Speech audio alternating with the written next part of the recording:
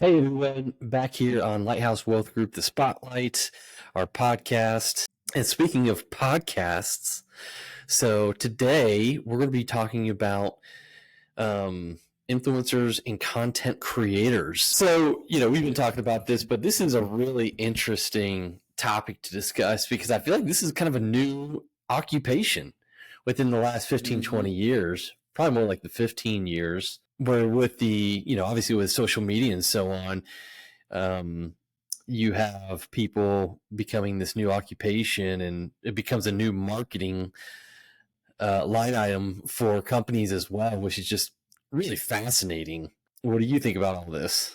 It is, it's incredibly fast pacing. It's new. I think people are still, the big influencers, whether it be on YouTube or Instagram, have been around for a while now. But, with the emergence of TikTok and other social media formats, the breadth of this industry as a full-time job has really expanded from what I think it used to be. So Yeah. I think it's important to start addressing as a formidable career for some people in their paths in life. Yeah. It's almost, how do you plan for that? Do you say that when you're in middle school? Like, Right. hey, I want to grow up to be an influencer? I Right. don't know.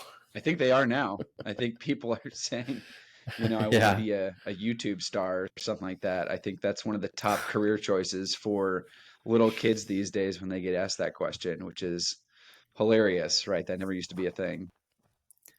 Yeah. It's hilarious to us because we didn't grow up with that, but the younger generation, to these anywhere from I don't know 8 to 18-year-olds, this is kind of a real thing. They just grew. They're like, why is this weird? This has always been around, right? All the Paul brothers, you know what I'm talking Yeah, about? the Paul brothers. They were some of the Yeah, pioneers for YouTube. and they started out on Vine first, right? And then Vine's not around anymore, right? So these Yeah, platforms themselves are changing. And then we had the thing with, TikTok getting banned from like US phones and stuff like that. So it's an ever changing platform of, what are those income generating streams there for you? What's available and planning around what might not be available in the future. Jake and Logan Paul. what year did they really start to become famous from that? I mean, was it like early? I don't know, was Maybe 2010, 10 years 11? ago, probably Okay, around 10 years ago ish. 2015, 14. Yeah, Okay, that yeah, makes because I sense. remember getting out of college, Instagram had just become a thing, but people, from what I remember, weren't, nobody had the idea of monetizing it. And Yeah. I think, 2012, 2013, and probably 2014 and 15, people started to figure out, hey, if we get a following behind this, there might be some opportunities here that weren't really available before. One is you can have anybody go viral, which is pretty wild to think about to be able to make money on. I mean, you can make quite a bit of money doing this. Some people just want part time. Some people will say, "Hey, I want to," it just gives me extra spending money. Hmm. But it really is kind of a fascinating occupation, and I think Jake and Logan, I saw their story somewhere. I forget where it was, but what is it? 17, 18 years old. They're making millions of dollars. Can you imagine that being 17 or 18 and just, making that much money right at that point of your life? I mean, that's wild. You're like a child star. Yeah, for the most Yeah. part. And how, potentially dangerous that could be That's um, right. without any financial literacy. So, one of the things I Hmm. see is difficult because it comes out of nowhere typically, and money and the fame and the occupation. And the next thing you know, you could potentially make a lot of money in a short period of time. And just how dangerous that can really be, especially That's the right. younger age you are. And that's kind of a dangerous recipe right there. Yeah, young age, quick money, don't really know anything about financial literacy, how to manage wealth. Because, in some cases, it's definitely large amounts of wealth. being instantly created. It's almost like the lottery kind of syndrome, Yeah, everyone sudden gets wealth. gets a lottery ticket. Yeah. And then how do you prepare for that? How do you plan around it? How do you manage it? So yeah, it's just fascinating. So obviously this has to do with finance, right? And one of the things I've seen is essentially you have people making money at this and it's very fluctuating. So, I mean, it's just kind of like somebody in sales, or an entrepreneur where one month you might have one certain amount of money, the next month it might not be nearly as much. So you have this very irregular income stream. Yep. Um, and that can be hard and bring a lot of challenges. I mean, what challenges do you see with that? Well, right, you've got right off the bat, you've got different platforms. You've got the irregularity of each platform, and then, typically these influencers have a segment or a niche, right, that they kind of focus in or Mm. specialize what they're following in. And, what if that audience changes, or what if that niche becomes less popular? Are you prepared for that? Right? Because this, through depending platforms and just trends, could that be immediately shut off? If you're in the fashion world, that changes constantly. So Hmm. what might be fashionable today might not be fashionable 6 months from now or a year from now. And you've got to Yep. be able to morph and kind of change with that, which I think, you've got to be on the forefront of all these different trends. And continuously adapting, coming out with new content, right? That's the job, right? Content Mm-hmm. creation. Like what Mr. Beast, he's claimed, numerous times on his podcast that he puts most of his money back into the business and back into his YouTube channel. So it's like Mm-hmm. if you're doing that constantly, could that lead to some areas of concern if, for whatever reason, the income just stopped and you've reinvested everything back into your business? Just like we were kind of talking about with business owners, always doubling down on their own business and the importance of setting up kind of your nest egg separately from that. So if there is a rainy day or things change, you're not left holding the bag. And then, so you have different, fluctuation with regarding income. And then I really see this as a young person's game. I mean, to be an influencer and content creator, well, at least an influencer probably. I don't really know the difference between the two. I think I have an idea, but influencer is more the kind of the forefront, the face, right? The person, content creator, someone behind the scenes creating the content, not necessarily the face of the product, but that's I mean, I've heard people say like I have to post 5 to 10 times a day. Yeah. Can you imagine that environment? I mean, that would be like waking up. You'd have to create content or, constantly have the phone in front of your face and letting them know like, hey, here's the soap I use. Here's the shampoo I use. Here's the toothpaste I use. Because you got to be Yeah. constantly doing that throughout the day, all the way to the end of the day. Like, hey, I'm about to get my comfy bed made by this manufacturer. And, it's just got to be Right. nonstop. And not only that, but, when you start having kids and growing a family, then your priorities shift and you can't keep up with Yep. that. Big time commitment. So, that's another kind of risk or factor to consider is, how long is the, success? How long does it last? What's the runway look like? Is there an end in sight? If this was to turn off tomorrow, how do we plan for that? Yeah. And then you How do also we have scale out of it? competition because that's right, creating an actual brand instead of you just the person. I think that's where certain people do really well at it. Once they do become an influencer, now it's becoming a Yeah. brand, and so they can kind of step out of the spotlight for a second and the company's still going, Hmm. still selling merchandise or advertising dollars, but at the same time, they don't have to be in front of the camera the entire time. You build a brand or you build a product around what you've been influencing over the last couple of years, then you can start to be less as in front of the camera as much, less, hopefully less posting, I would assume. And you can rely on those other Mm-hmm. income streams to kind of build up that supplemental income from, so you can take some of that stress off the daily posting life or Yeah. weekly if it's YouTube or what have you. But what are So, I some of mean, what the do you think? I was just going to say, what do you think are some of the advantages to being, right? It's you're essentially you're self-employed.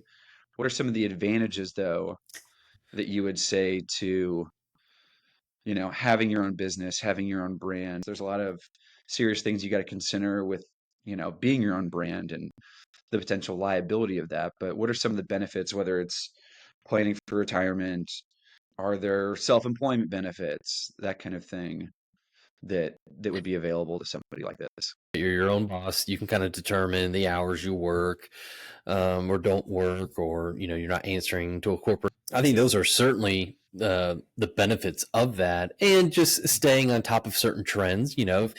If you Yep. really enjoy fashion, that's going to be part of your joy and what you do, and so it's going to be probably easier for somebody that really enjoys it to have the phone in front of their face and talking about some new trend, right? This can be easy for someone like me. That would go.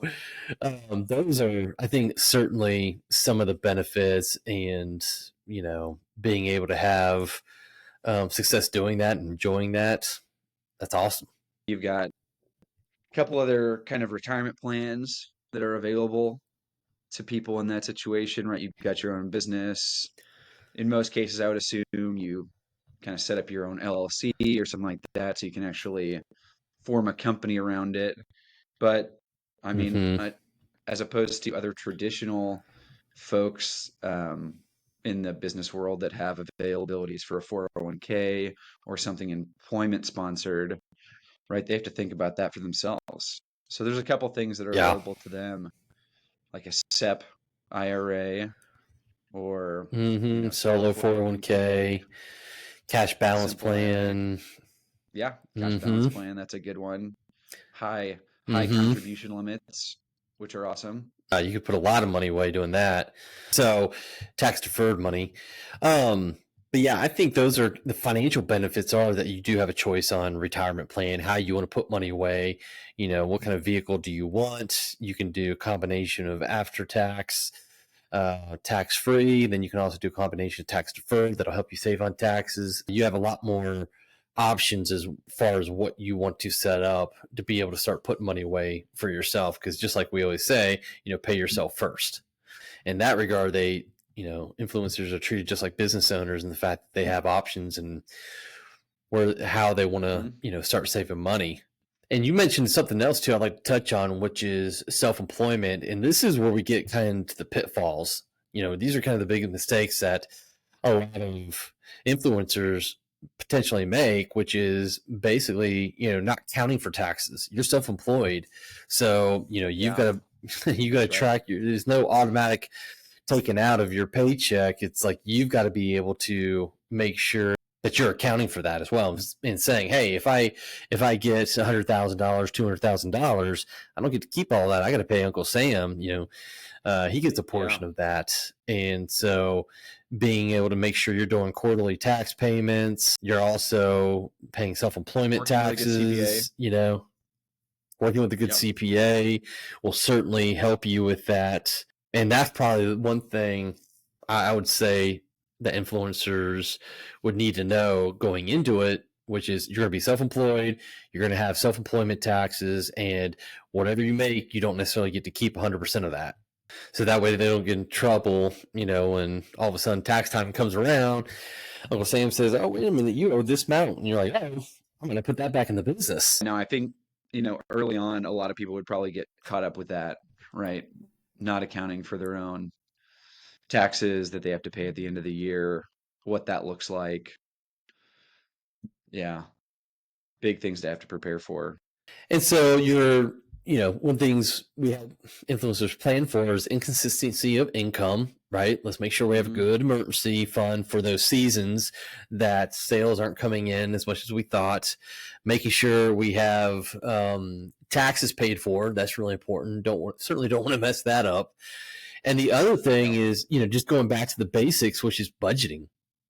I mean, that's a big one, and it's so easy not to do a budget. It's so, especially when you're making money, because, hey, I've got, Yeah. way more income than I have expenses. This is great. But, one thing we always stress to people is this isn't just for making sure you don't overspend, but this is seeing where your money's going. So maybe we do have a budget on saying, here's how much you need to reinvest in the business. Or, Yep. hey, we got to make sure that there's going to be a season where it's not as fruitful. How do we start putting money back for that Yep. when those times come, you know? Or And just, do I you think want to that, be doing this for 10 years or for the rest of your life? mm, So how can yep. we stockpile money away now so you don't have to be doing this for 20 more years? Because the biggest thing is, the career longevity is being tested right now.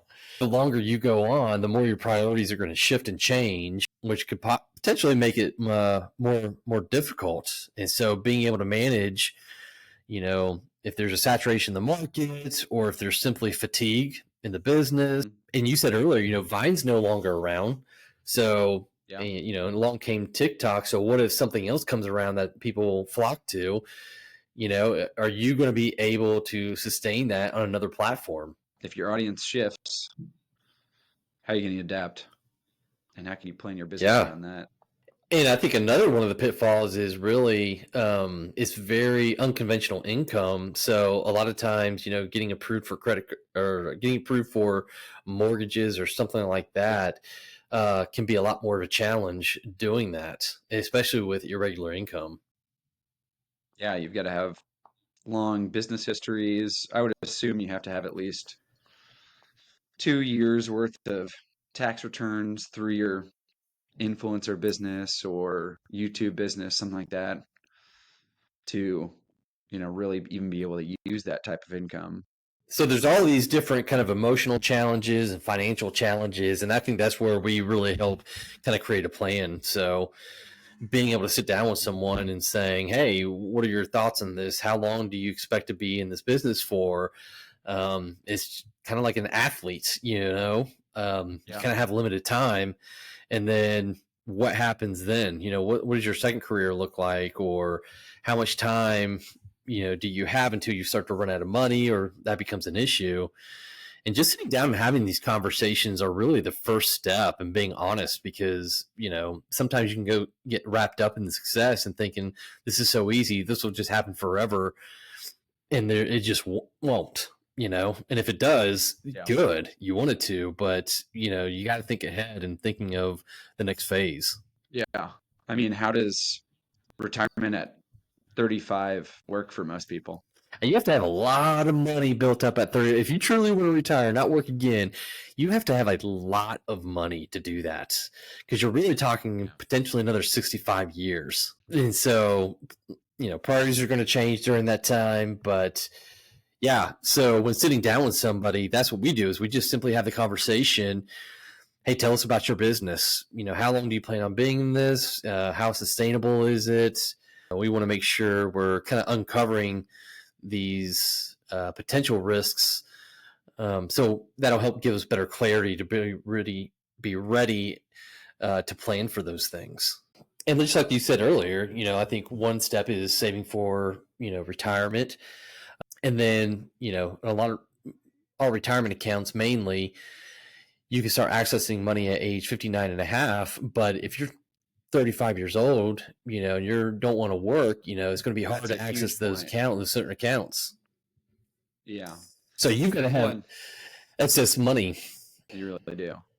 Well, I was just going to say, just given the contribution limits alone, like there's only so much you can put away in a lot of those retirement accounts per year that would not set you up for retirement for the rest of your life. If, this career really boomed for 5 or 10 years, when you're 20 through 35 or 25 through 35 or 40 or whatever, like what are the other avenues for saving and investing for the future outside of just those tax deferred retirement accounts that a lot of people traditionally use, but over longer periods of time, contributing longer periods of time?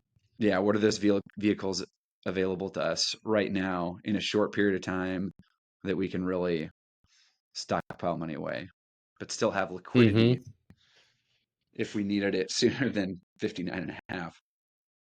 Yeah. And that requires a lot of discipline to be able to do that. I mean, one is, I think the first thing is just planning, right? planning for the future and saying, hey, what does this look like? Let me give an honest view of what this looks like. The second part is knowing what vehicles you have available to you. Here's a vehicle that's great for saving pre 59 and a half. Here's what this looks like. Here's another vehicle for after 59 and a half. Here's a vehicle for tax deferred, monies. Here's a vehicle for tax-free monies. Knowing how and where to put that money is pretty big. And then, budgeting, simply budgeting and knowing, okay, hey, if I want to move on to a different career or plan for worst case scenario, now we know what we're dealing with. Now we know how much money we need to put away so that if it doesn't work out, and you kind of put these fears to rest a little bit. And I think that's the biggest part of this. But yeah. And that just comes from working with somebody you know and trust. I mean, that's what it comes down to, is being able to say, hey, who do I know and trust? Who is going to be looking at my blind spots for me financially as I continue to be an influencer or content creator? And how can they get me? How can they know what my blind spots are? How do they help me protect myself from myself? And really, that's a big part of that, and working with somebody, because nobody can do it alone, everything alone. And that's really, really hard. It's just going at this alone without any education or financial literacy. So, the influencers, I think it's pretty hard to make that very sustainable over a long period of time.